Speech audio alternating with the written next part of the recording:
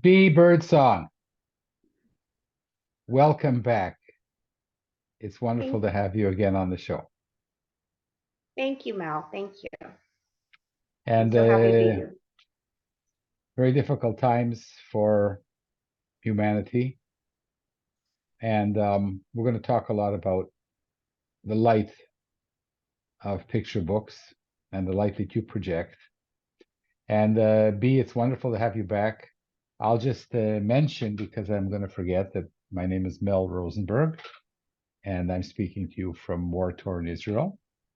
And I am the host of the Children's Literature Channel of the New Books Network, which is quite an honor. But I'm even more honored to have you back because you are a shining light. Thank you, Mal. Thank you so much for having me. Thank you.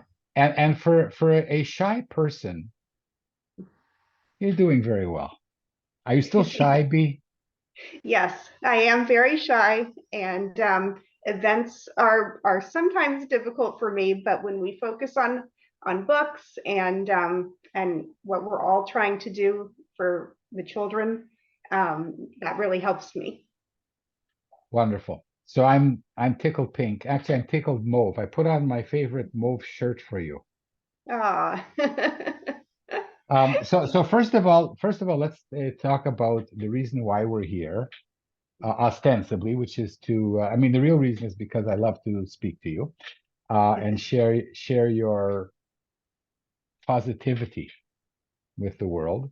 And we're here to celebrate your brand new book, which launched in June, yeah. and and a few words about Boop. Yep. Boop is hopefully a very fun and joyful book, and it asks the reader to go through and boop the snoot on all the dogs that you see. And it's an interactive picture book, and you want to boop all these snoots, and it gives you very clear directions. This is a snoot, and snoots need boops. And it's been a lot of fun to to see kids interacting with the book.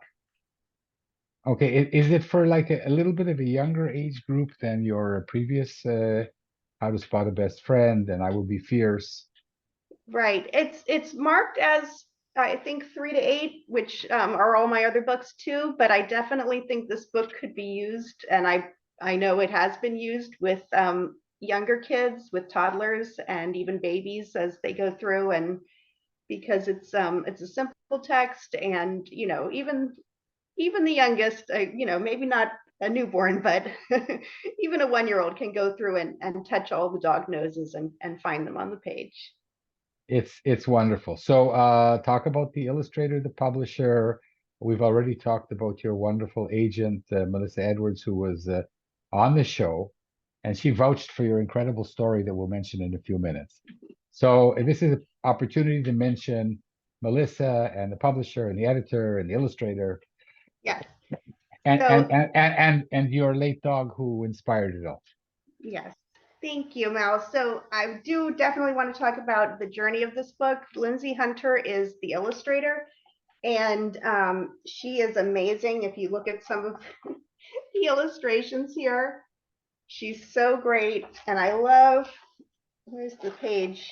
Look at this one where you have to turn the book, and love all the puppies. And Lindsay is so wonderful, and the art for this book was actually chosen for the original art show, and it's in the Museum of Illustration in New York City. Starting today, actually on the 26th, I believe, was the first day of the exhibit. And that's the Society of Illustrators chooses which art will be displayed. And Lindsay's art for this book was chosen for the original art show. So I was really excited about that. So Bea, you've been very, very proactive in finding me wonderful interviewees. Um, let's ask Lindsay if she's prepared to be on the program because I would love to interview her. Yes, I absolutely. Lindsay is in Scotland. She lives in Scotland, or she's from Scotland and now lives in London. She lives in London now. She's from Scotland. She lives in London, so I'm not sure how that will work out on your timing. You Oh, know, it's actually even better because oh, good. it's like 5 after 5. I should mention that if there's an air raid siren, I will disappear for 10 minutes. I'm in my room of love and warmth and light and sharing, but if the nefarious evils bomb us, I will have to protect myself. Of course. And the editor at Harper Collins. Yes. So this book is with Harper Collins, and it was actually this book was acquired by one editor, and then that editor left Harper to go to a different publisher, and it was taken over mid process, which that's the Mid first boop. time. Mid Yes, boop. mid boob, that's right. And that was the first time that had ever happened to me. But both editors were so wonderful, so amazing about making it as smooth as possible. And there were no hitch, and everything went off exactly as I would have wished. So it was really great. Wonderful. And now tell us about your dear departed, sadly, dog who inspired the book. Yes. So this book was inspired by my miniature schnauzer, Bilbo. And we just had to say goodbye to him a few weeks ago. And I'm going to try really hard not to cry about it. Um, but he was 14 years old, and we'd had him since he was maybe about 4, we assume, because of course you never know with a rescue dog exactly how old they are. Um, but we'd had him for almost 10 years, and he was, talk about a light. He was a light for me, and brought so much joy and happiness to our family. I, And yeah. Sorry, go ahead. Mhm. No, he actually at the end of his life he developed cognitive dysfunction syndrome, which is dementia for dogs, and a lot of people had never heard of that, but that it can happen if a dog lives long enough. And we so he required a lot of extra care in the last months of his life, and we've been dealing with that all summer and into the fall. And yeah, it was really difficult for me to say goodbye to him, but I was so blessed to have had him. So, we talk about rescue dogs. These are dogs that we've rescued. But when I think about a rescue dog, I think about the fact that dogs rescue us as human beings. That's exactly right. that's So that's exactly right. we are rescued back. Right. Yes. Yes, it's when we went to the rescue to look at the dogs, and we didn't even have an idea, maybe that we would even bring home a dog. We're just looking, we're just browsing. And You were schnauzing. yes, that's exactly right. And the owner of the person running the shelter was bringing dogs out into the yard for us to see and say hello. And she brought a few out, and then she brought out Bilbo, and he ran right up to me and jumped on my legs like, hello, I'm ready to go home. And she said, I've never seen him do that before. And it was just like he knew we belonged together. And of course, we took him home that day, and that was it. It was love at first boop. Yes. Yes. I love your book for several reasons. Shall I say now or yeah, but first of all, why don't you read to us and show us a Okay. few pages? Yes. Okay. Not So, too many, not too many. I don't want Harper Collins to sue us. okay, not too many. So I will just point out that in the very beginning, we have a little note to the reader, and it says, Dear Booper, all the dogs in this book want you to boop their snoots. Before you touch a real dog, always ask your big people and the dog's big people if it is okay. And I think that was important because we definitely didn't want children running down the street and trying to touch any dog they see because, not all dogs like to be booped. So Not we not not added the, not not, not only dogs, yes, skunks, chipmunks, people. yes, yes. We need to make sure we are getting permission to touch, right? Yes. So here we go. This is a snoot. Snoots need boops. Can you help boop the snoot? A boop is a pat, a gentle tap. Get your finger ready and boop. You booped the snoot. Clap hands, hooray! And now the tail will swish and sway. Oh, look, more snoots. One snoot, two snoots, three snoots, four. Boop, boop, boop. And boop one more. A gentle tap, a friendly pat. And then it goes on with the different dogs, and there's a little bit of a surprise for the reader at the end. Which you don't want to give away. But this is a wonderful book, gorgeous, and it's a departure from your previous books, Bea. Yes, all of my other books so far have had have been a little more traditional, I guess. And this one is a little bit of a breakaway. It's a high concept book and an interactive book, which I've never done before. And it was really an amazing journey with this book because I wrote the manuscript. I had the idea and wrote the manuscript right away. And I sent it to Melissa Edwards, my agent.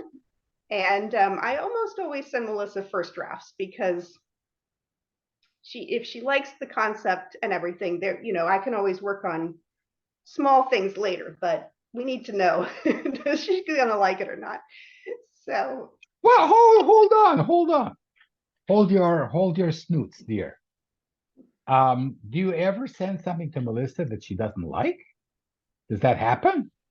yes, I mean, not that she doesn't like it, but I have sent her things where she said, I think the market is too tight for this, or I don't think there's a place for this right now, or things like that, and we won't send it out because Give us an example. one that I really loved was a child getting a new sibling. And it was, I thought, a very sweet book. And when I sent it to Melissa, she said, this is so sweet. This is so lovely. But new sibling books, it's a really tight market. It's a really crowded market. And so let's not send it out right now. Now, whether we ever come back to that book at some other point, I don't know. But yeah, there have definitely been books that of course, she's never like, no, I hate this.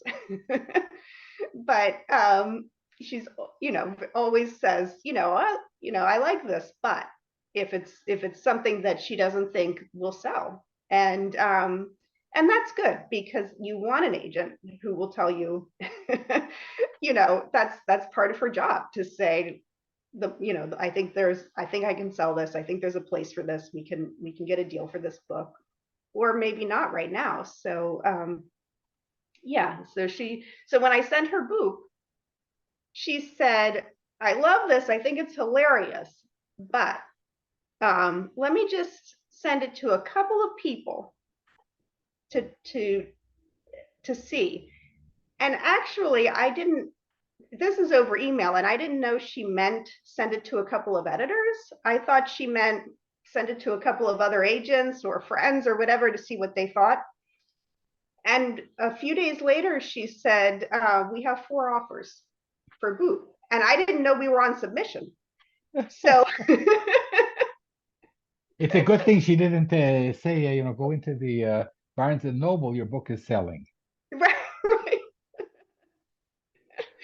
So that's the only time that happened. And of course, she thought I knew, right? Like it was just a misunderstanding on my part. But yeah, so we went to auction for this book and then accepted the deal with Harper Collins. And yeah, it was a very different book for me, but I've enjoyed it, and it's a type of book that I do really enjoy. So I'm glad to have one of my own. And it's very interactive, Yes. which is also a good thing. Yeah, yeah. I think it's And great when kids can do that, can interact with and, the book. and also as a person of belief and wanting to make the world a better place, um, it's also good to have books that are, I don't know, I would say this. I mean, I would, when this comes out in Hebrew, I Oh, will look I will look for young kids here to boop with. yes. Well, certainly I would love that. As you know, my How to Spot a Best Friend was published in Hebrew. And I spotted it. oh, that's great. That's great. That's wonderful. I did finally get a copy of it mailed to me, so I was really happy to be able to see that. And yeah, I don't know if Boop would translate to other languages, but I would be more than happy to see it. I would think that boop translates to other languages better than any other book or boop out there. It's it's Well, that it would certainly be wonderful. it's a very friendly book. And I must admit, I was kind of surprised at the beginning because your books, they're message driven without being message driven. I Will Be Fierce. It sends such a very strong Yes. message of self-empowerment and overcoming shyness and being afraid, and it does it with such charm, right? And we talked about How to Spot a Best Friend is, for me, a religious book. Mhm. I You told me you were Episcopalian. I don't know exactly what that is, but um, our Jesus, Mhm. who was a Jewish rabbi, Yeah. and whose teachings were about loving your fellow man and being kind and aspiring to be the kind of best friend that you write about. Yes. Not a friend who gives you a crayon, but a friend who gives you a green crayon, even though that friend knows that you're gonna color now 6,237 trees. See, that's how I know you're a true fan of picture books, Mel, because you remember little details from my books. I'm sure I got the number of the trees wrong though. But it is a green crayon. And how would I forget that? Yeah. So Yeah. so so let's talk a little bit about two things. The first thing is, I've been interviewing a lot of nonfiction authors, Mhm. and Melissa Stewart was on, and we talked about the importance of nonfiction. I told her that I think that there's no such thing as pure nonfiction or pure fiction. It's always somewhere on a spectrum. But you must correct me if I'm wrong, Bea. But you are a person who wrote nonfiction for years, and Yes. now you're conquering the world, booping and snooting, and writing real fiction for kids that has a lot of truth in it. So I'm going to shut up now. I want you to talk. Yes, I did. I wrote freelance for the education market for about 10 years. And yeah, and I did write a lot of nonfiction. And I think Can you're can you right. give us a few examples? I wrote mainly in English literature and history, social studies. I'm not really qualified to write science curriculum. I might have edited some for science just for the grammar and stuff, but I'm not the one creating it. Yeah, and I think that of course there can be pure nonfiction in the sense of kinds of textbooks that you and I probably had when we were in school, that they're a lot of times just statement of facts, right?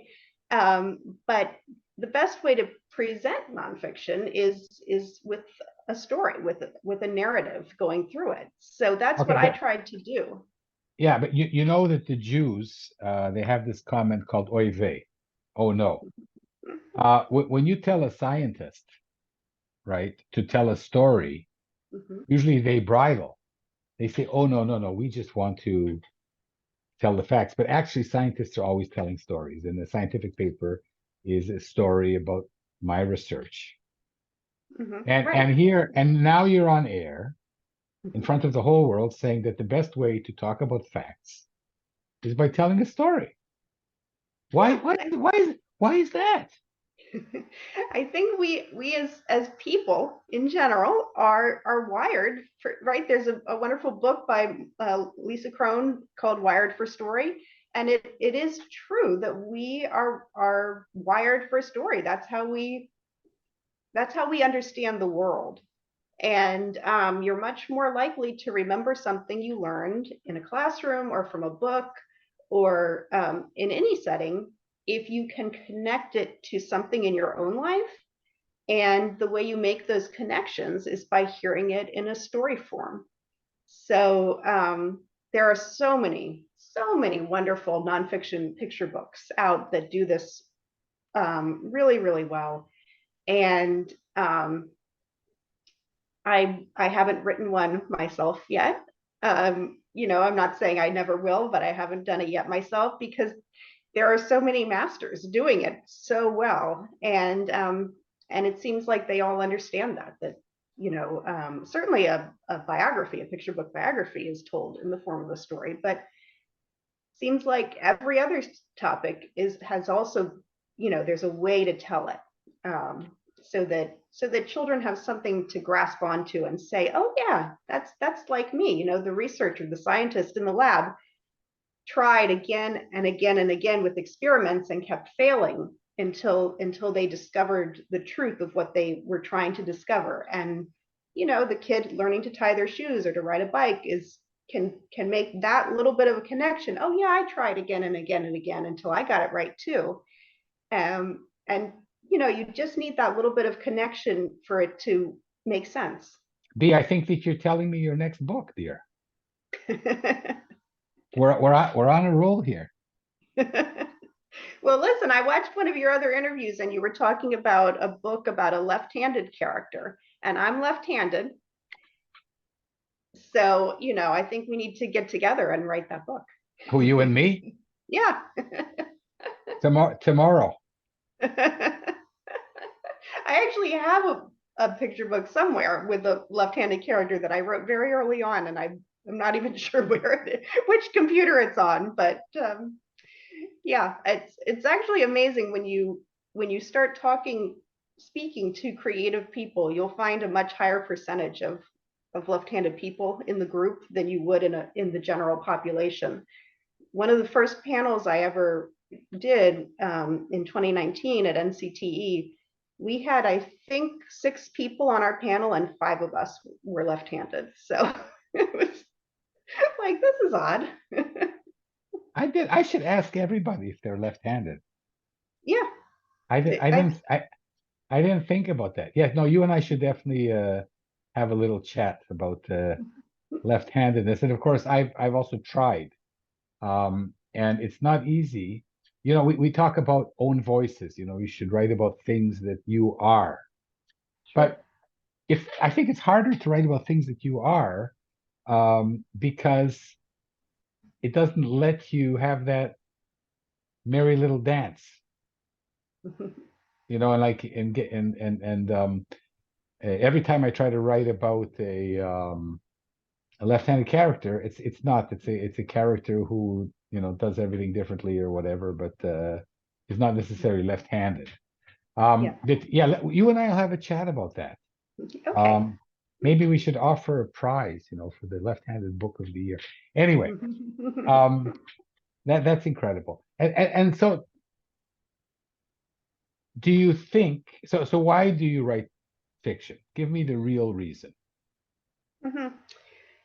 I think with fiction, it gives you, well, I mean, partly it's because I've written nonfiction for so long and I wanted to do something different. Yeah, but I So mean, that's, like you're now a yes. famous author, and I want to stress that, and we've talked about that. Um, 1 in 1,000, 1 in 5,000, the authors gets a publishing deal, and not to mention that the your first manuscript was acquired by the first agent that saw it from a slush pile. Yes. And I had to check with Melissa that was true because it goes against everything I believe in. And it actually happened. And now you have like 4 successful books and more on the way. And this one was acquired at an auction. Um, so, that's wonderful. But so you have a mandate to essentially write whatever you want. I mean, I can't think that Melissa Edwards now saying, oh, B, we need how about a book about the great North Alaskan green hornets, right? I mean, nobody's Yeah. telling you what to write about, or are they? No, no. Well, I will say that one of my books, that's, I can't even talk about because it hasn't been announced yet, but it was actually Melissa's idea. That it came from an idea that Melissa gave me. So when that gets announced, we can come back and talk about that one. But I would love to. I would talk to you every week. I think most, I mean, there are of course IP, intellectual property projects that a lot of writers do, where, the Star Wars novels and things like that, where the idea came from somewhere else, and then the author is asked to take it and run with it, right, and write their own version of that, and all of that. So certainly there are projects where the idea came from an editor or a publisher, or someone else. But I think, even if I were writing nonfiction, I think most nonfiction authors are writing what they are passionate about. They look up at the stars at night and they think, this is what I'm passionate about. I've always looked at the stars. I've always, looked through a telescope. I know a lot about it. Let me share that knowledge with kids. And I guess for me, what I know the most about are emotions, and how to deal with them, and how to navigate the world. Now that I'm a little bit older, maybe I didn't know when I was a kid, and so I want to help. I want to help kids do that, and the best way to empower kids, for me, is through fiction. So that's, I guess, the other reason why I'm choosing to write fiction right now instead of nonfiction is for me, that's the best way to give the message, as you said, hopefully not a in your face message, but to give the message that I want to send to kids, that they are special, they have a place in the world, they belong here, and they are, they just, all they have to do is go out and claim it, and find what they are passionate about, and and work towards what they want. Okay, are you ready for my theory? Yes. Okay. The reason that Bea Birdsong writes fiction is because it's fun. That is the other reason. It is fun. It is fun. You can do whatever you want. I mean, I'm looking at Boop and I'm saying this is a perfect example of an author who doesn't have to a prove anything to anybody, saying I'm going to write a pure fun book. And it's not like Boop doesn't have messages all over it. And kids are going to read into this various things, and I think that that's wonderful. That's what the picture books are for, enabling the reader response. Yeah. But basically, this is a book of fun. Yeah. This isn't a book about being a best friend or overcoming fear and anxiety and shyness. Um, it's just a book of fun. And Yeah, and that's important, right? Kids need joy. All kids need joy, and a lot of kids maybe don't have joy on a daily basis, in their lives. And if getting this book out of the library or seeing it at school or however they come across it can bring them a few minutes of happiness and joy, then whatever I did to get it published was worth it, because that's what I want. okay, and where does this joy? So I'm not finished yet because Okay. joy is also connected with love. Mhm. It's obvious that you love what you're doing. Yes. Um, Stephen Fraser once gave a talk about the joy, the rapture of writing children's books. When is your rapture? When is your joy? I have two moments of pure joy in the journey of a book. There are a lot of hard moments, right? I mean, you send it to Melissa and you Yeah, hold your breath, right? Right? yeah, And then yeah. No, she no. sends it out. I looked at Steve's video, and he's been on the program. And I said, "What is this? What is this?" The joy. It's like the word passion. But then, when you look up the definition of passion, right? And again, this is like a Christian thing, so I'm not a Christian, but um, the passion is also pain. Yes. Okay. Yes.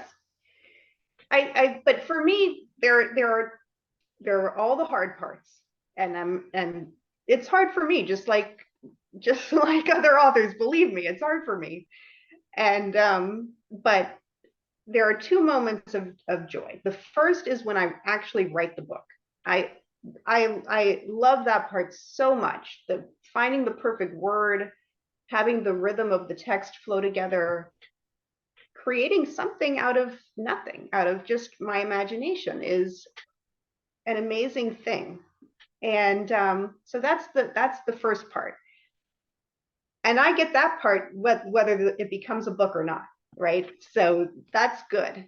But the second part, if it does become a book, the second moment of joy for me is when I share it with kids, when it's an actual book in my hands, and I go to a library or a school or a bookstore and or a festival, and I get to share it with kids and read it with them, and they tell me what they think about it.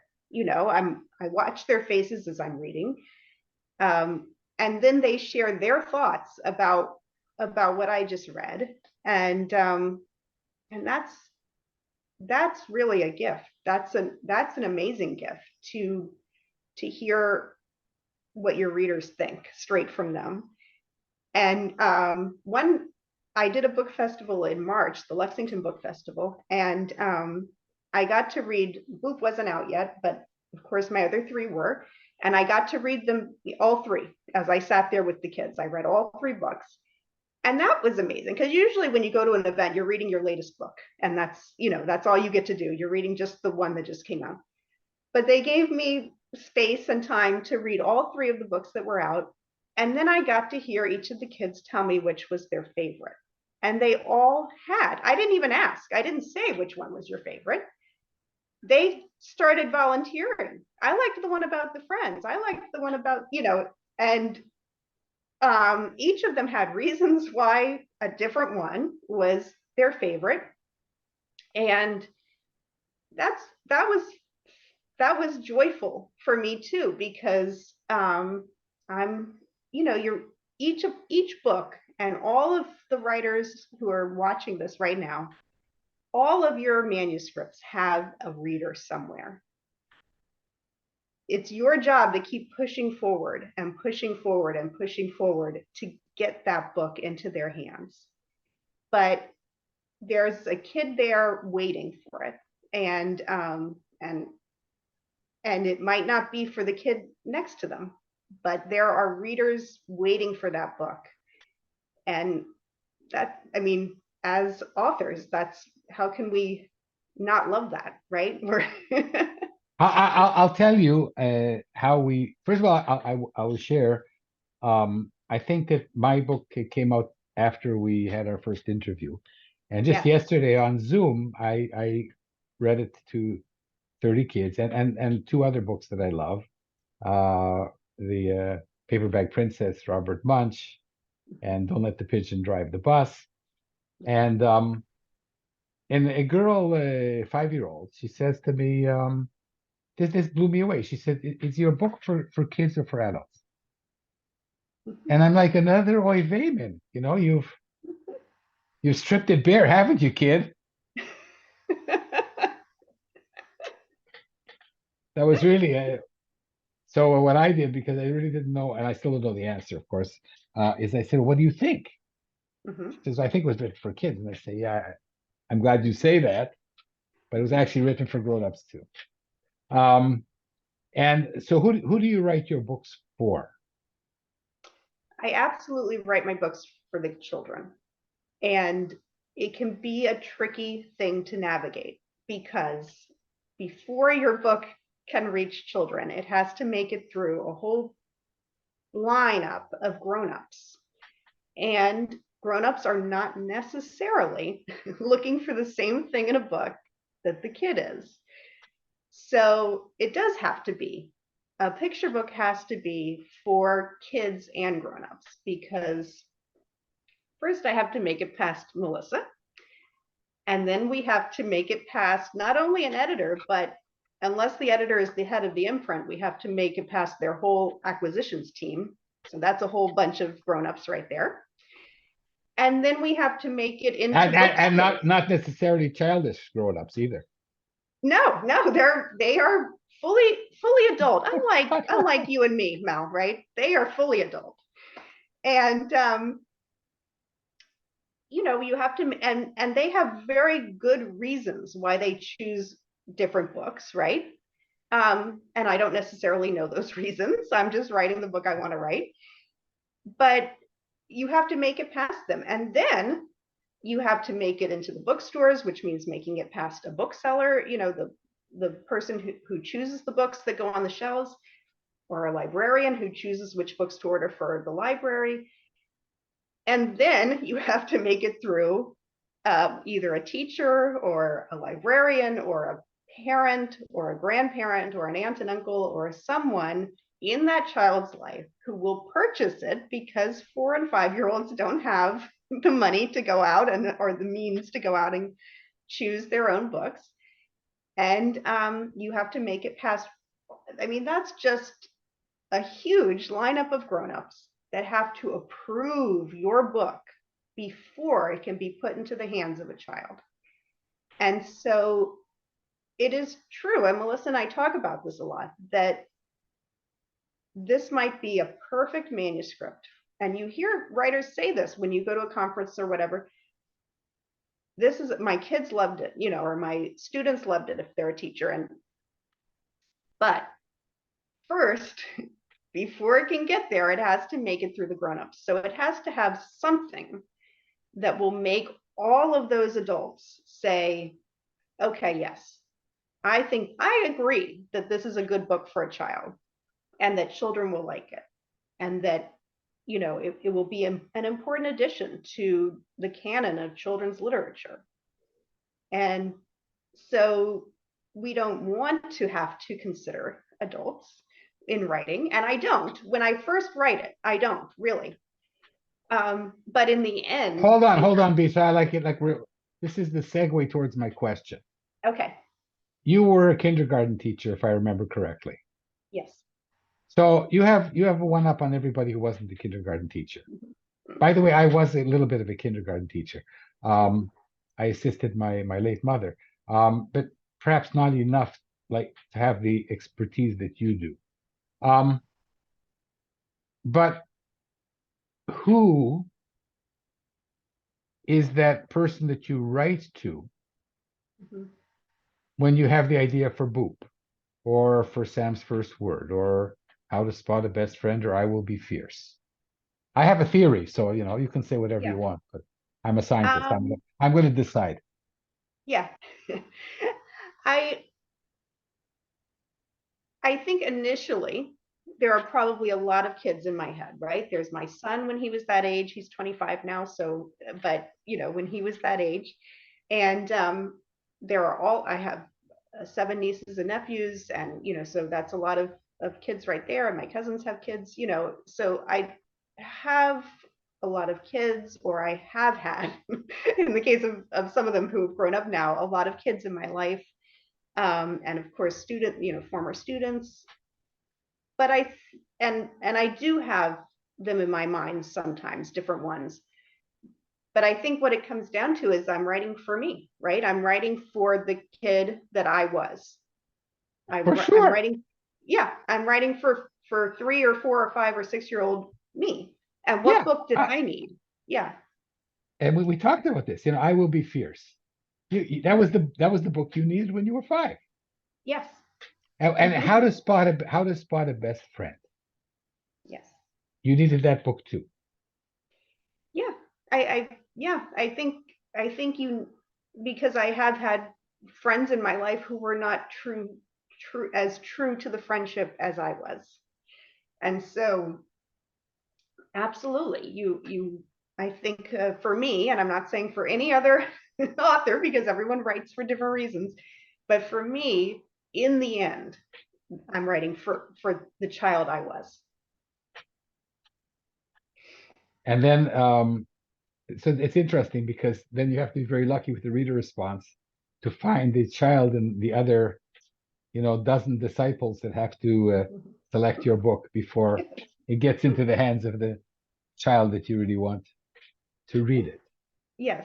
Well, I think the best piece of advice for that, and I'm not saying this lightly as if it's an easy thing to do, but the best piece of advice is you want to write about a universal emotion, a universal experience, even like the first day of school, but in a very specific way, in a way that's only you can tell that story, in a way that's specific to your voice, your experience, the words you needed to hear as a kid, whatever it is that's specific to you.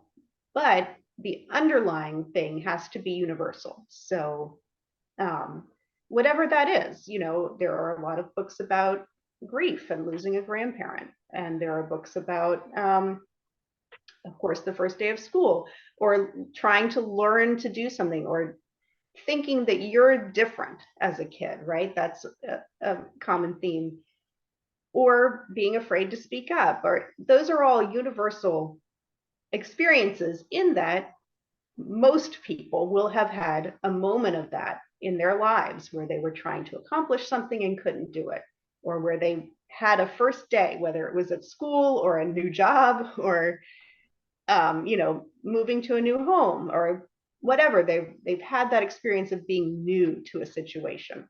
But I'm still going to think, B, that there's a second step, and this goes back to our discussion about left-handedness. There has to be a distillation process, Mhm.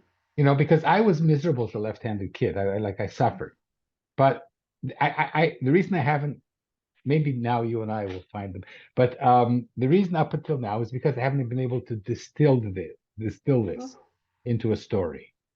Yes. That's not a story of pain. Well, and I think that's, like you said, it's more difficult to write from what from your own experience. I think that's why, No, because you have to write from what you know. you have to write from what you know, but of course what you know is your own pain, your own struggle. And so, yeah, absolutely, um you sit at the computer, or with the notebook, and you try to put all of that into words, and not just your own words, like if it was a journal or a diary, but words that other people will connect to, that other kids will connect to, that other grown-ups will connect to. And yeah, it is an incredibly difficult thing that we do. And sometimes that idea can get lost, especially with picture books. Most people don't say writing a novel is easy, because they're looking at all those pages. You had to fill all those pages, but a lot of people, a lot of first-time writers, when you go to conferences and different things, think that writing a picture book is easy.